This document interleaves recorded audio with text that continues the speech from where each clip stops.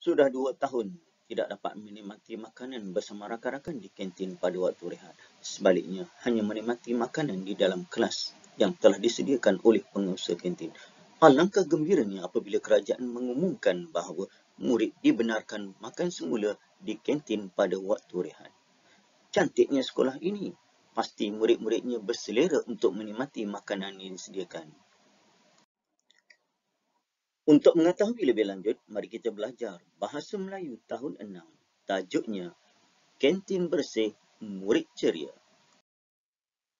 Objektif yang ingin dicapai pada hari ini, cikgu mengharapkan murid dapat menghasilkan cerita dengan bahasa yang indah dan santun berdasarkan bahan.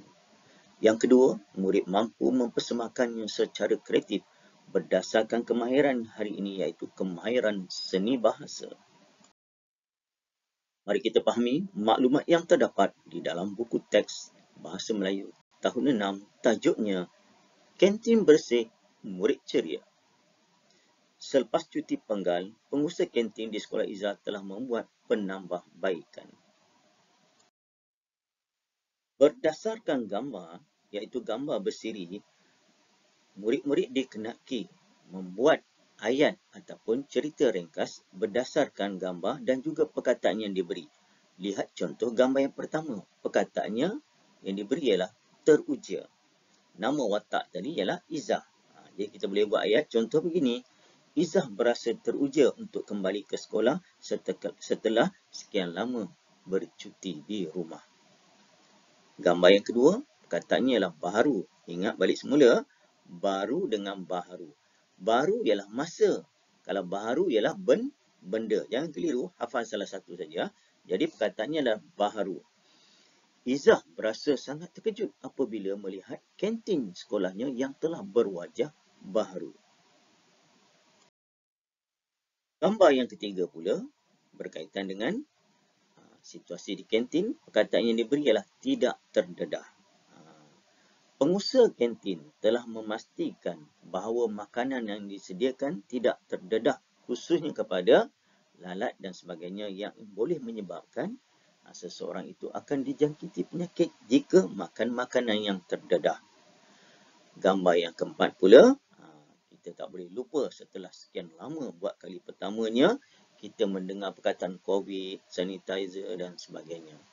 Jadi perkataan yang diberi ialah pensanitasi tangan. Jadi pengusaha kantin telah menyediakan pensanitasi tangan untuk kemudahan murid-murid menggunakan semasa di kantin. Ini nak memastikan murid-murid sentiasa dalam keadaan bersih. Gambar kelima pula, perkataan yang diberi ialah tidak berbau. Tengok ada tertulis di situ, kantin ini kawasan tanpa tong sampah. Kita rasa macam janggal, dekat kantin tidak ada tong sampah. Ini salah satu caranya, pengusaha kantin tidak mahu kawasan kantin berbau. Kalau keadaan kantin yang kotor, berbau dan sebagainya, sudah pasti murid-murid dan guru-guru tidak berasa selesa untuk makan pada waktu rehat. Jadi tong sampah tidak disediakan berdekatan dengan kawasan kantin. Yang keenam, gambarnya tertulis di situ, kurangkan penggunaan plastik, sila bawa bekas makanan sendiri. Perkataannya apa? Bertanggungjawab. Satu ketika, kerajaan telah mengadakan kempen mengelakkan daripada kita menggunakan barang-barang daripada plastik. Kalau kita pergi pasar raya dan sebagainya, plastik hanya disediakan pada hari-hari tertentu. Kalau nak juga plastik, sekarang kena satu plastik 20 sen. Jadi perkataan yang diberi sini ialah bertanggungjawab. Jadi Izzah dan rakan-rakannya turut bertanggungjawab dengan membawa bekas makanan sendiri. Ini untuk mengurangkan penggunaan bekas plastik. Gambar berikutnya berkaitan dengan sisa makanan, perkataan yang diberi. Gambarnya pula tertulis di situ tong kompos. Izzah memasukkan sisa makanan ke dalam tong kompos yang telah disediakan oleh pengusaha kantin. Sisa makanan ini boleh dijadikan sebagai baja organik. Gambar berikutnya, perkataan yang diberi ialah mesra alam. Pada gambar itu pula tertulis pondok baja kompos. Biasa kita dengar pondok bacaan. Tapi sekolah ini tengok canggih. Pondok baja kompos. Ini salah satu cara konsep bajet menggunakan baja yang mesra alam, tidak menggunakan bahan kimia. Seterusnya, situasi di sinki, tempat membasuh tangan. Perkataan yang diberi terjamin bersih. Pengusaha kantin menyediakan tempat membasuh tangan agar murid-murid dapat membasuh tangan dengan selesa. Ini bagi menjamin kebersihan murid-murid. Berikutnya, ini ada satu kata-kata, kebersihan asas kesihatan. Pekerja-pekerja di kantin sekolah Izzah sentiasa memastikan kantin sekolah sentiasa dalam keadaan bersih kerana mereka mengamalkan konsep kebersihan asas kesihatan. Gambar yang terakhir menunjukkan ini dalam satu majlis penyampaian hadiah Anugerah Amalan Perkhidmatan Kantin Terbaik Peringkat Kebangsaan tahun 2022 contohnya telah jatuh kepada Sekolah Kebangsaan Seri Permai. Tahniah diucapkan. Sebagai latihan pada hari ini, murid-murid dikenaki. Arahannya, berdasarkan gambar bersiri tersebut, hasilkan satu cerita pendek yang menarik dan kreatif. Mari kita bincang bersama-sama, Cikgu bimbing.